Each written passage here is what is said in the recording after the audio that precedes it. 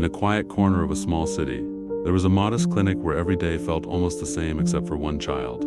His name was Salim, a 9-year-old boy with soft eyes that seemed to carry more weight than his age should ever hold. He rarely spoke, he rarely smiled, and when he did look at people, it felt like he was somewhere far away, as if part of him was missing from the room. The doctors came and went, focusing on tests and treatments, but one nurse noticed something different. Her name was Layla.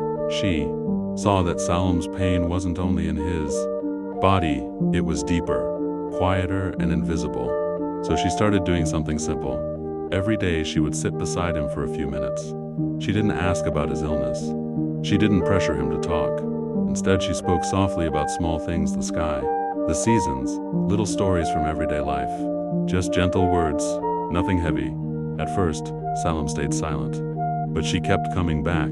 One day she placed a blank sheet of paper and some colors in front of him and said, "Draw something that feels like hope, even if it's hard." Salim hesitated. His hands were slow, but slowly he began to draw. A sun, a small house, a child running through open fields, and for the first time in a long while a faint smile appeared on his face. Not big, not loud, but real.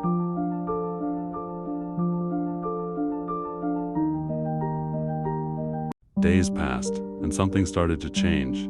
Salim began speaking more. He started waiting for Layla's visits.